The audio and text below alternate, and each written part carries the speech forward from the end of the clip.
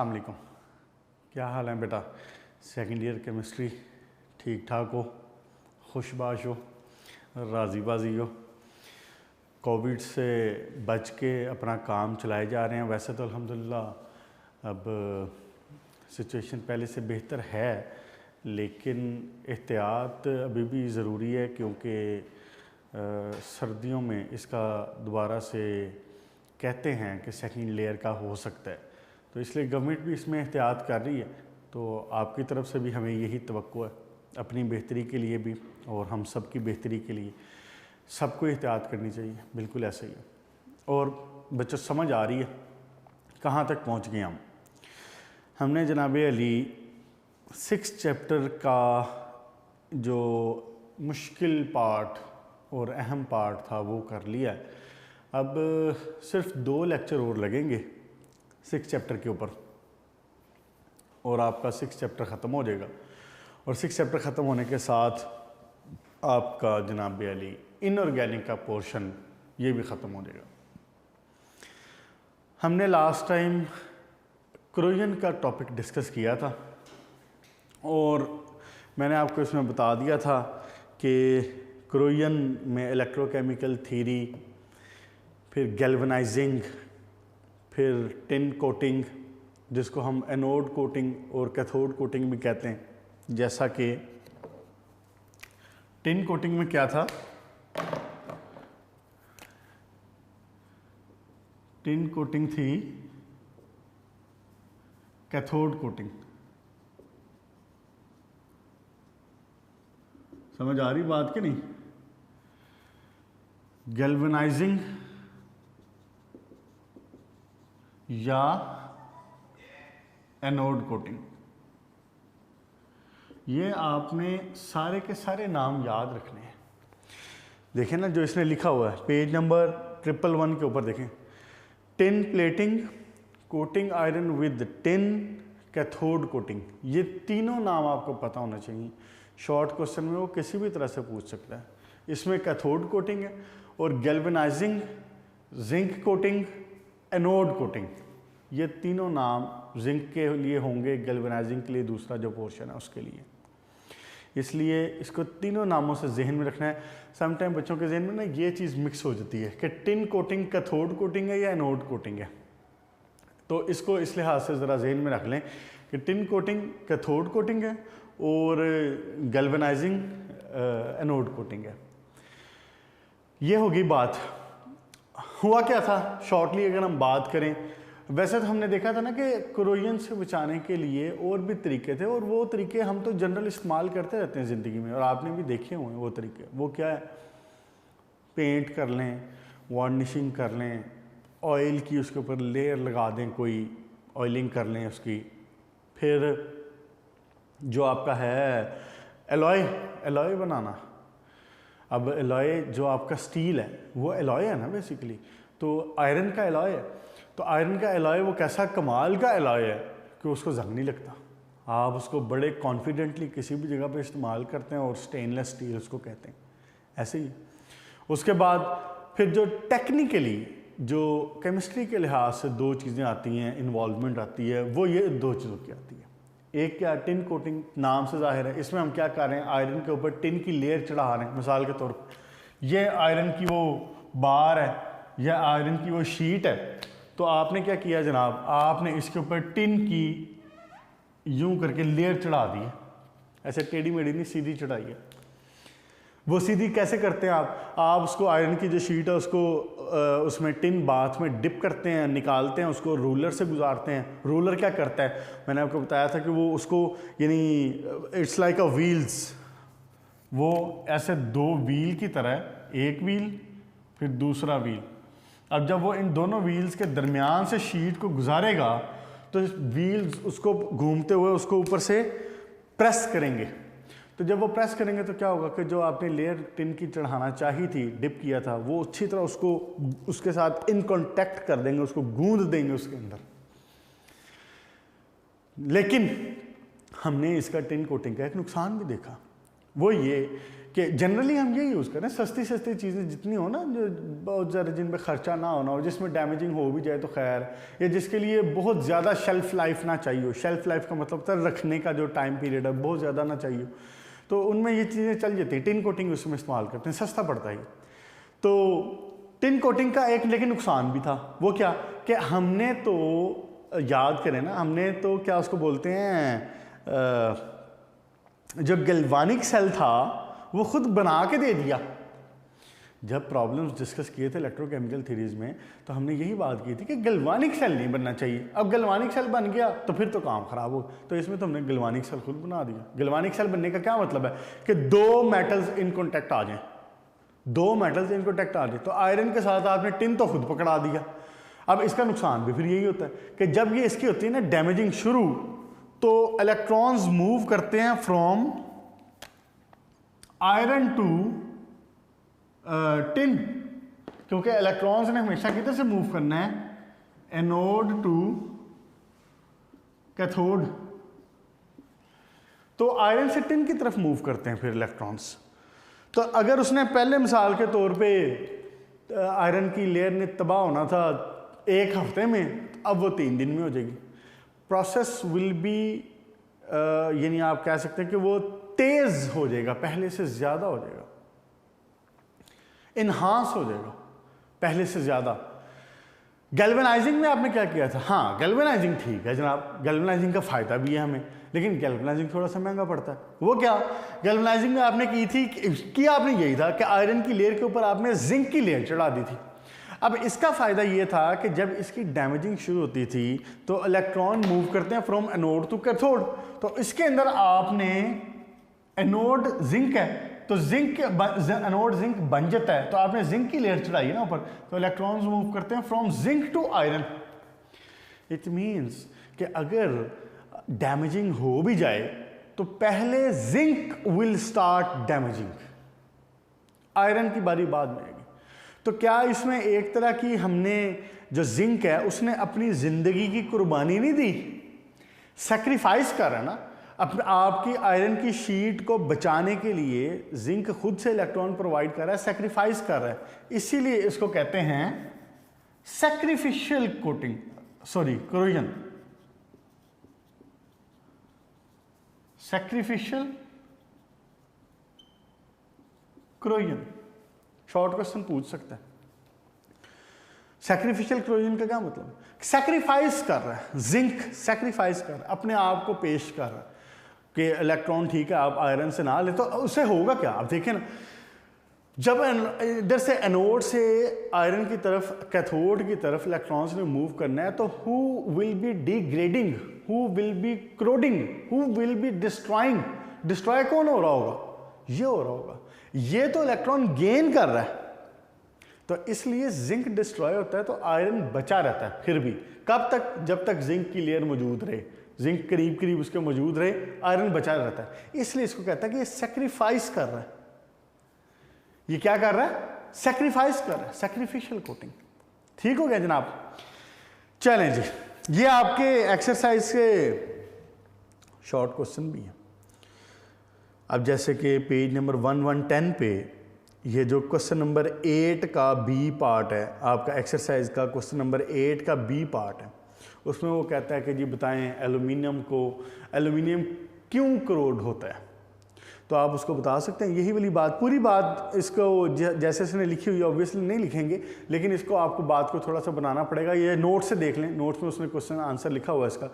तो ये कहता है ना कि उसमें जब एल्यूमिनियम और कॉपर दोनों मौजूद हैं, तो एल्यूमिनियम चूंकि उसमें अपर साइड पे इलेक्ट्रोकेमिकल सीरीज में, तो वो स्टार्ट करता है जल्दी, तो एल्यूमिनियम हाइड्रोक्साइड बना देगा, एल्यूमिनियम हाइड्रोक्साइड बना देगा तो डिस्ट्रॉय होना शुरू हो जाएगा, एनोड बन जाता है ना।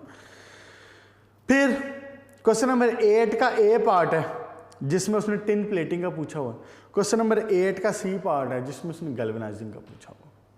ठीक हो गया? 3 शॉर्ट क्वेश्चन है ये, और ये इंपॉर्टेंट है खास तौर पे टिन वाला और एनोड कोटिंग वाला और कैथोड कोटिंग वाला, ये ज़्यादा इंपॉर्टेंट है। ओके जी बेटा, उसके बाद आ जाए पेज नंबर 111 के ऊपर। 111 के ऊपर नेक्स्ट टॉपिक हमने शुरू करना है, and that is chromates and dichromates. Chromates and dichromates. अब क्रोमेट्स और डाइक्रोमेट का जब मैंने नाम लिया तो आप नोटिस ये करें कि अब बात चेंज हो रही है, अब बात चेंज हो रही है। इससे पहले इस चैप्टर में आपने पढ़ा है आयरन और अच्छा खासा तफसील से पढ़ा, फिर हमने जनरल मेटल्स की क्रोजन के हवाले से बातें पढ़ी। अब हम दो मज़ीद elements of the transition elements discuss करेंगे, बहुत ज़्यादा नहीं, लेकिन इस वाले से ना थोड़ी सी इसमें आपको परेशानी हो सकती है कि इसमें इक्वेशंस हैं इसमें कुछ तो, लेकिन मैं कोशिश करूँगा कि इक्वेशंस भी आपको इस तरीके से बताई जाएँ कि आप इंशाल्लाह ताला उसको हैंडल कर लें ईजीली। पहले हम डिस्कस करेंगे क्रोमियम, क्या पहले डिस्कस होगा क्रोमियम, उसके बाद डिस्कस होगा मैंगानीज, लेकिन इंतहाई थोड़ा सा, यानी क्रोमियम के सिर्फ दो जो कंपाउंड्स हैं वो हमने डिस्कस करने हैं, जिसमें है क्रोमेट और डाइक्रोमेट, और उसके बाद मैंगानीज का भी सिर्फ एक कंपाउंड डिस्कस करेंगे पोटाशियम पर मैंगनेट के साथ। बस आए जी ज़रा शॉर्ट क्वेश्चन के हवाले से इंपॉर्टेंट है ये सारे का सारा, पेज नंबर 111 से लेके ऑनवर्ड आपके पेज नंबर 114 तक इसकी इक्वेशंस इंपॉर्टेंट हैं, इसकी शॉर्ट क्वेश्चन इंपॉर्टेंट हैं। मैं साथ में मेंशन भी करवा देता हूँ, मार्क भी करवा देता हूँ जो जो क्वेश्चन जैसे जैसे बन सकता है, क्योंकि इसमें विद इन द चैप्टर भी उसने ना एक दो क्वेश्चंस पूछे हुए। आए जनाब अली, सबसे पहले हम बात करते हैं पोटाशियम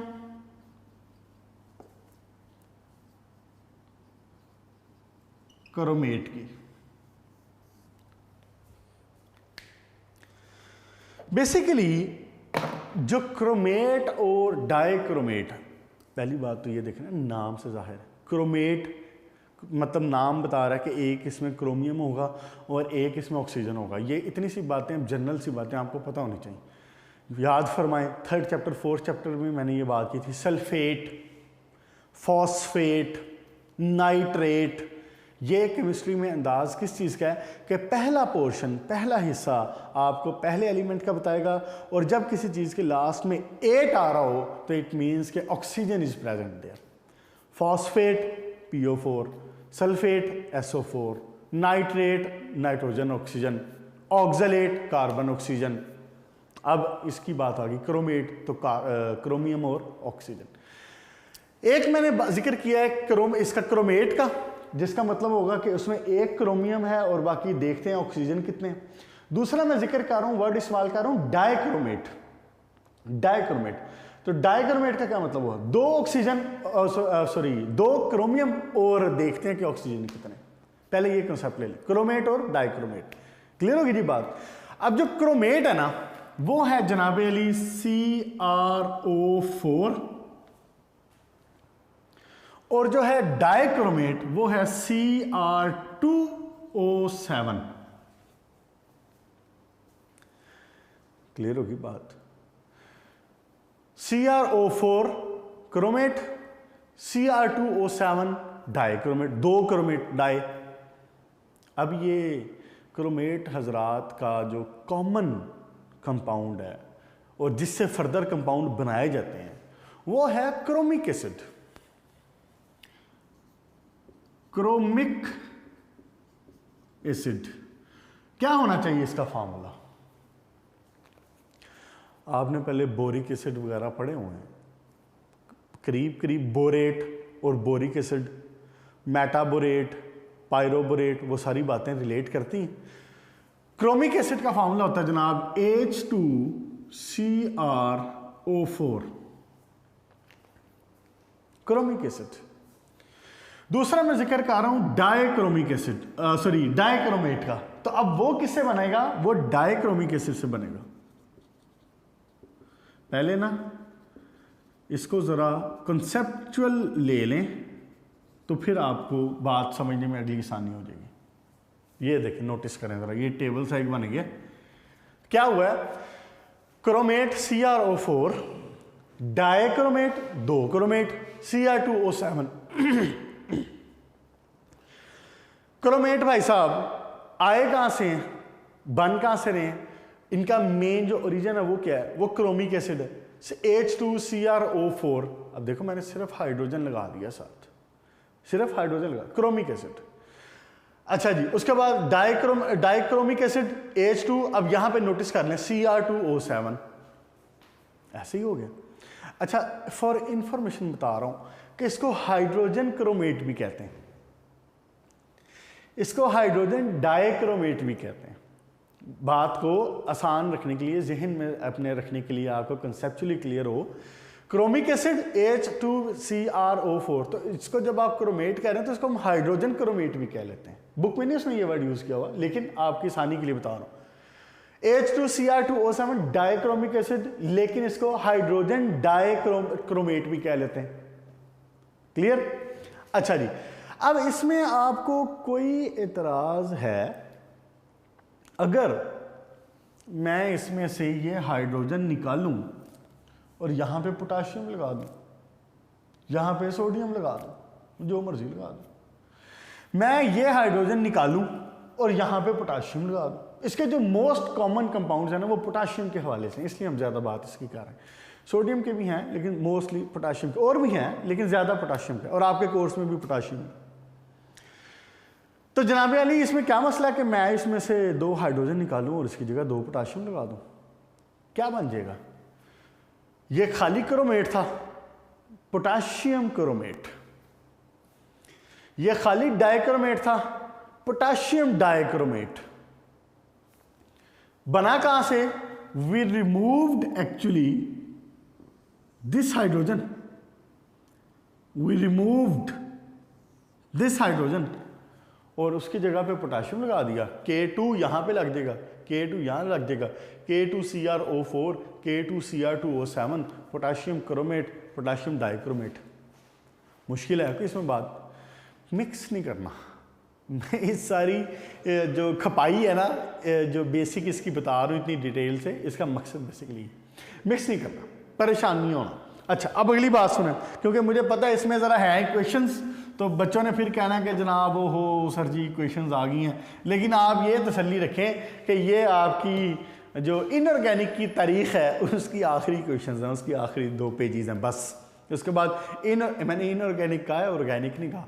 ऑर्गेनिक माशाल्लाह भी एक पलंदा मौजूद है पूरा, लेकिन वो आसान है, वो ज़रा क्वेश्चंस इतनी मुश्किल नहीं है। अच्छा जनाब, क्या बात हो रही थी? बात हो रही थी कि पोटाशियम क्रोमेट भी ऐसे बन सकता है, पोटाशियम डाइक्रोमेट भी ऐसे बन सकता है। अच्छा, इसका स्ट्रक्चर बनाने लगा था मैं, ज़रा देखें ज़रा, CrO4। अच्छा चलें, एक बात ज़रा थोड़ी सी और बेसिक से चलें। क्रोमियम का इलेक्ट्रॉनिक कन्फिगरेशन क्या थी?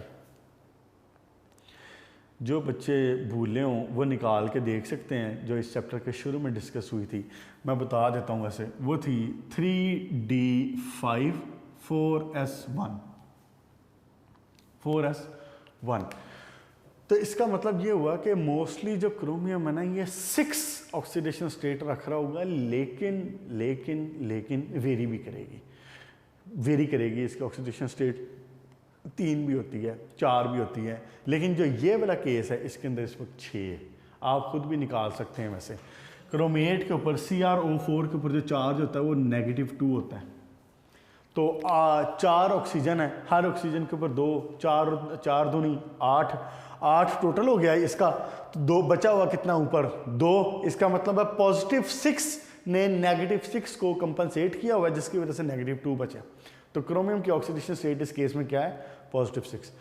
ओके जी, इसका स्ट्रक्चर क्या बनेगा उसमें आए जरा। CrO4 पे क्रोमियम,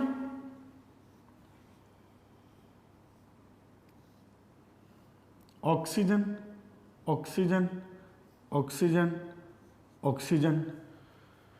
2 नंबर का इंपॉर्टेंट शॉर्ट क्वेश्चन, क्रोमेट का स्ट्रक्चर, डाइक्रोमेट का structure. Sorry, next page number 112 पे दोनों स्ट्रक्चर्स बने हुए हैं, इनको मार्क कर लें अपने पास। हुआ क्या? एक क्रोमियम जनाबे वाली central atom, oxygen double bond oxygen, उसके बाद single bond oxygen, single bond oxygen. ये दोनों ऑक्सीजन्स की वैलेंसी सेटिस्फाई नहीं हुई ना, सिंगल बॉन्ड है, ऑक्सीजन तो डबल बॉन्ड बनाता है। इसलिए क्रोमेट का जो कॉम्प्लेक्स है इसके ऊपर -2 चार्ज आता है। -1 इसकी वजह से, -1 इसकी वजह से, ओवरऑल क्या हो गया? -2। क्लियर होगी जी बात? ये वाले ऑक्सीजन मुतमईन है, ये ठीक है, ठीक जी, ओके जी। नेक्स्ट देखें अब। अच्छा ये देखें ये क्या है, क्रोमियम, 4 ऑक्सीजन लगे हुए हैं। अगर मैं इसी स्ट्रक्चर के साथ, इसी स्ट्रक्चर के आगे इस ऑक्सीजन के साथ एक फर्दर क्रोमेट लगा दूं तो क्या बात बनती है।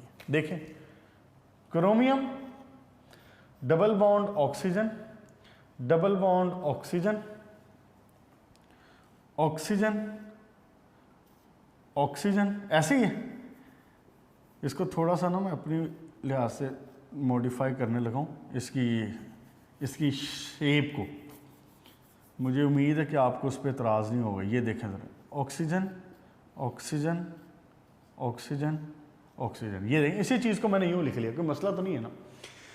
इसके साथ एक और लाके क्रोमेट लगा दें, लेकिन जब वो क्रोमेट लगेगा तो वो आके इस ऑक्सीजन के साथ अटैच होगा आगे। क्या बनेगी बात, double bond oxygen, double bond oxygen, oxygen. देखें ज़रा, ये एक क्रोमेट बन गया वो आगे वाला, और ये एक बन गया। जब ये दो आपस में आके जुड़े हैं तो बेसिकली इसमें से ना हाइड्रोजन, जो वाटर है ना, वो निकल जाता है। तो जब वाटर निकलता है इसके अंदर से, तो ये पीछे ऑक्सीजन के थ्रू एक दूसरे के साथ अटैच हो गए। अब क्या बन गया, Cr2O7, 3 3 6 और एक 7। बात समझ आ गई क्या इस बात से? अब देखें ना, अगर यहां पे मिसाल के तौर पे, अगर मैंने बनाया सिर्फ क्रोमेट का स्ट्रक्चर, अगर मैं बनाता H2CrO4 का, तो मैंने यहां पे हाइड्रोजन लगा देना था। अगर मैं बनाता पोटाशियम क्रोमेट का, जो हम पढ़ रहे हैं, तो मैंने यहां पे पोटाशियम लगा देना। कोई मसला है? अगर मैं बनाऊं डाइक्रोमेट का Cr2O7, तो ये Cr2O7 पड़ा हुआ है। तो बात अब नोटिस करें जरा, ध्यान इधर रखें। अगर मैं बनाऊं Cr2O7 का, तो ये Cr2O7 पड़ा है। अगर मैं कहूं कि जनाब H2Cr2O7 का बनाएं, तो इस ऑक्सीजन के साथ हाइड्रोजन, इस ऑक्सीजन के साथ हाइड्रोजन, H2Cr2O7 हो गया। अगर मैं कहूं कि नहीं जी, पोटाशियम डाइक्रोमेट K2Cr2O7 का बनाएं, तो ये हाइड्रोजन रिमूव, इधर पोटाशियम, ये हाइड्रोजन रिमूव, इधर पोटाशियम, ये ले। अल्लाह अल्लाह खैर, चलो कोई मुश्किल है इसमें? मैं ये कहने लगा था आपको कि इसका मतलब है कि अगर क्रोमेट और डाइक्रोमेट के स्ट्रक्चर एक दूसरे से इतना करीब हैं कि जस्ट एक वाटर का मॉलिक्यूल निकलेगा, और जैसे देखें ना मिसाल के तौर पे यहाँ पे अगर लगाओ हाइड्रोजन, हाइड्रोजन, तो अगर मैं कहूँ कि जनाब दो हाइड्रोजन, एक हाइड्रोजन दूसरा हाइड्रोजन, ये निकलें और एक इस क्रोमेट में से ऑक्सीजन निकले, H2O बन गया ना, वाटर बन गया। तो वाटर निकला तो Cr2O7 और CrO4, दीज आर यानी इंटरचेंजेबल। हाइड्रोजन की गेम है, एक ऑक्सीजन की गेम है, बस। बात को समझे, बातें सारी फजूल में नहीं हो रही, ध्यान शरीफ इधर रखें आप। ये आगे बातें इस्तेमाल हो जानी, शॉर्ट क्वेश्चन है ये। मैं क्या कह रहा हूं, मैं ये कह रहा हूं कि जनाब गेम तो सारी कितनी है, एक ऑक्सीजन की है और दो जो हैं उसकी हाइड्रोजन की है। क्या CrO4 था ये, तो मैंने आपको बताया कि 2 CrO4 के मॉलिक्यूल अगर करीब आए तो उनमें से 1 oxygen atom will be eliminated. तो 2 हाइड्रोजन निकल जाए, एक ऑक्सीजन निकल ले, क्या बन गया, वाटर निकल गया, वाटर निकल गया बीच में से। तो ये आपस में इस तरह से इंटरचेंज होके, इंटरकनेक्ट होके आपस में यूं ये नया मॉलिक्यूल बना सकते हैं, जिनको हम कहते हैं डाइक्रोमेट, Cr2O7। इट मीन्स कि CrO4 और Cr2O7 आपस में इंटरचेंजेबल हैं। गेम सारी किसकी है, सिर्फ हाइड्रोजन की, सिर्फ ऑक्सीजन की। वाटर निकाल दें एक कंपाउंड, वाटर ऐड कर दें, हाइड्रोजन ऐड कर दें दूसरा कंपाउंड। बात समझ में आती है ना? यही बात आपने अगले पेज पे पढ़नी। अब इस बात को ज़हन में रखना, मैंने स्ट्रक्चर इसलिए पहले बता दिया ताकि आसानी हो जाए, जो इसकी प्रिपरेशन में भी बात होनी है वहाँ पे भी आसानी हो जाए, और स्ट्रक्चर तो आगे जाके डिस्कस दोबारा हो गई। क्लियर होगी जी बात, कोई शक तो नहीं? आए जी इसकी प्रिपरेशन देखें। सिंपल सी बात है, 3 प्रिपेयर करने के इसके तरीके हैं। आपने इसको जहन में रख लेना है रिगार्डिंग शॉर्ट क्वेश्चन। हो सकता है वो ये कह दे कि जी प्रिपेयर करने के तरीके बताएं, पोटाशियम क्रोमेट को प्रिपेयर करने के तरीके बताएं, तो आप इसमें ये क्वेश्चंस लिख देंगे। अब सबसे पहली क्वेश्चन क्या है, इसमें मैं सिर्फ एक बात मेंशन करवाना चाह रहा हूँ, पॉइंट पढ़ने लगाऊँ ज़रा, मैं प्रिपरेशन का जो पहला पॉइंट है वो पढ़ने लगाऊँ। पेज नंबर 111 पे, the chromate of alkali metal which are soluble in water, chromate जो है वो सॉल्युबल इन वाटर है, are obtained by oxidizing trivalent chromium. इसका मतलब क्या है, ट्राईवेलेंट क्रोमियम को ऑक्सीडाइज करेंगे कंपाउंड में in the presence of an alkali, यानी पोटेशियम हाइड्रोक्साइड वगैरह कोई होगा। देखें जरा, पोटेशियम CrO2 ये है जनाब अली नंबर 1। ब्रोमीन, साथ में उसने कहा कि एक अल्कली कोई मौजूद होगी, हमने लिख दिया पोटेशियम हाइड्रोक्साइड। उसने कहा है कि बाय ऑक्सीडाइजिंग ट्राईवेलेंट, इसमें ये देखें कि क्रोमियम की वैलेंसी क्या आ रही है, क्रोमियम की ऑक्सीडेशन स्टेट क्या आ रही है। ऑक्सीजन 2 -2 कितने हैं कितने 2 और 2 4 -4। पोटाशियम की कितनी होती है 1 +1, तो इसका मतलब क्रोमियम की क्या बची +3 बची। क्या बन गया, ट्राईवेलेंट बन गया।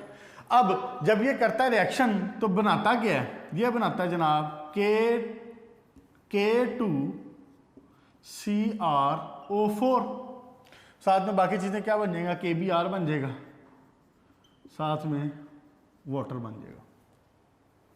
हाँ जी, K2CrO4, ये मेन मकसद था हमारा, क्या था, पोटेशियम क्रोमेट बनाना, K2CrO4। अब स्ट्रक्चर मैंने इसीलिए पहले बड़ी तफसील से डिस्कस कर दिया था।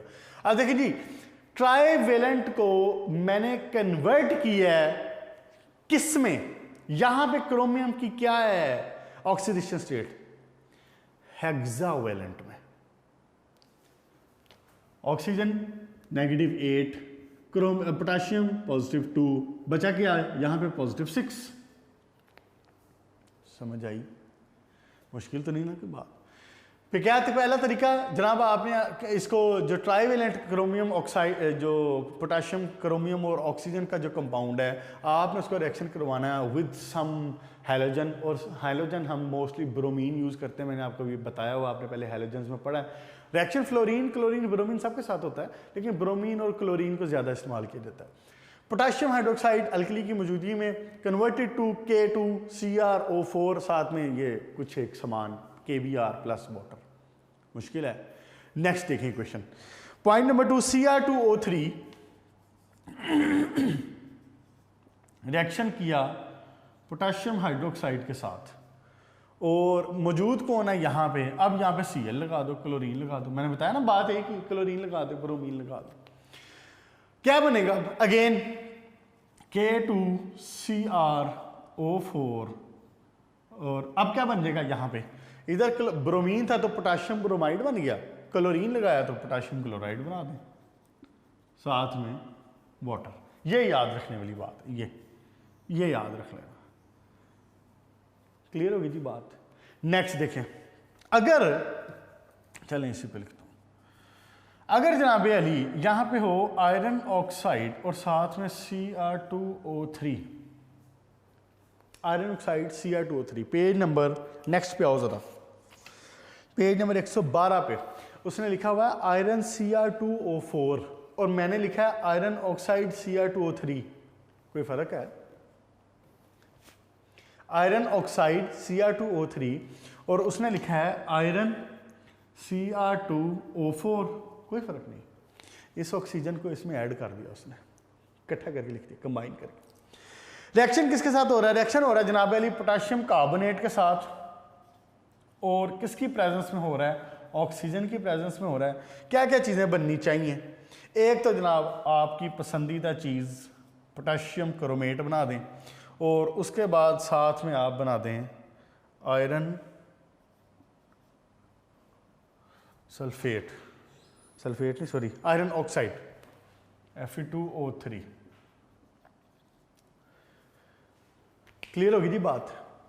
3 इक्वेशंस बेटा, एक यहाँ पे वाटर नहीं है साथ में, carbon dioxide, sorry CO2। 3 equation जनाब। KCrO2 रिएक्शन ब्रोमीन के साथ या क्लोरीन के साथ in the presence of alkali converted to potassium chromate KBr water. दूसरा रिएक्शन Cr2O3 के साथ पोटेशियम हाइड्रोक्साइड की प्रेजेंस में ब्रोमीन या क्लोरीन जो भी होगा इसके रिस्पेक्टिवली यहाँ पे KCl बन जाएगा, यहाँ KBr बन जाएगा। आपके पसंद की चीज़ जो आपके रिक्वायर्ड थी, साथ में वाटर। तीसरे रिएक्शन में क्या हो रहा है, एक्चुअली इसमें ना इसको क्या करते हैं, इसको पोटेशियम कार्बोनेट के साथ फ्यूज करते हैं। फ्यूज का एक वर्ड यहाँ पे इस्तेमाल हुआ है बार बार। फ्यूज का मतलब क्या है, उसके साथ मिक्स कर देना, उसके साथ मिक्स यानी उसको मेल्ट करना, उसको हीट देना, उसको फ्यूज करना, उसके साथ मिक्स कर देना। ठीक होगी, ये इस मानों में इस्तेमाल होता है केमिस्ट्री में फ्यूज का वर्ड। अच्छा जी, पोटेशियम कार्बोनेट के साथ reaction in the presence of oxygen converted to potassium carbon जो क्रोमेट है, और उसके साथ में आयरन ऑक्साइड और साथ में कार्बन डाइऑक्साइड। मुश्किल है कोई इसमें? अब देखें जरा पेज नंबर 112 पे एक छोटा सा शॉर्ट क्वेश्चन या MCQs वो मेंशन करें जरा। वो क्या है, वो कहता है जनाब अली के किधर गया, हाँ जी, कहता है कि ये जो पिगमेंट होते हैं ना, ये कलर्ड होते हैं, इनका कलर होता है। अब जैसे कि मिसाल के तौर पे अगर ये लेड क्रोमेट हो, देखो मैंने आपको शुरू में बताया इसीलिए कि ये बात है क्रोमेट ये। अब इसके साथ आप हाइड्रोजन लगा लें, इसके साथ आप पोटाशियम लगा लें, इसके साथ सोडियम लगा लें, इसके साथ लेड लगा लें, जो मर्जी लगा लें। क्लियर जी? कहता है जो लेड क्रोमेट है ना, वो कहाँ पे इस्तेमाल होता है, वो प्रिपेयर करने में इस्तेमाल होता है yellow oil colour. Page number 112 properties, तीसरी line. For instance insoluble lead chromate is employed for the preparation of yellow oil color called yellow chrome। Yellow Chrome करें, येलो क्राउन, इसको मार्क करें। शॉर्ट क्वेश्चन पूछ सकता है what is yellow crown, तो आप उसको कह देंगे लेड क्रोमेट है। लेड क्रोमेट है जिसका येलो कलर होता है और उसको इस्तेमाल किया जाता है येलो कलर्ड ऑयल बेस बनाने के लिए। क्लियर जी? चलें, इसको इतना रखें, येलो क्राउन तक रखें। अगली बात हालांकि जो है ना ये छोटी सी बात है और ये मैंने आपको बता भी दी है, ये इंटरचेंज वाली, लेकिन इसको इंशाल्लाह ताला नेक्स्ट लेक्चर में देखते हैं। येलो क्राउन तक रखें फिलहाल इसको। आज हमने क्या पढ़ा, आज हमने, अच्छा मैंने ना ये आपको वैसे ही थोड़ा थोड़ा सा पढ़ाना है खुद, क्योंकि इन 2-4 सफ़ों के ऊपर ही इक्वेशंस ढेर सारी हैं, तो आप हजरात परेशान ना हो जाएं, तो इसलिए मैं थोड़ा थोड़ा पढ़ाऊँगा और कोशिश करेंगे कि आप इसको एब्जॉर्ब करें। आपने इसको एब्जॉर्ब करना है और थोड़ा पढ़ने का फ़ायदा उठाना है। आज हमने क्या पढ़ा है, आज हमने पोटेशियम क्रोमेट को स्टार्ट किया। पोटेशियम क्रोमेट का स्ट्रक्चर वो डिस्कस हो गया। क्रोमेट और डाइक्रोमेट आपस में इंटरचेंज कैसे होंगे ये डिस्कस हो गया, और इसकी प्रिपरेशन देख ली। 3 इक्वेशन है, सिंपल शॉर्ट क्वेश्चन अगर पूछता है तो 3 इक्वेशन इसकी लिख दीजिएगा बैलेंस के साथ, बैलेंस करने के साथ। तो चलें ठीक है, यहाँ तक रखें। इंशाल्लाह ताला नेक्स्ट लेक्चर में फिर मुलाकात होगी, आगे इसकी प्रॉपर्टीज़ थोड़ा सा देखेंगे, फिर रिएक्शंस। तो अपना ख्याल रखिएगा, इजाज़त दें, अल्लाह हाफिज़, गुड लक।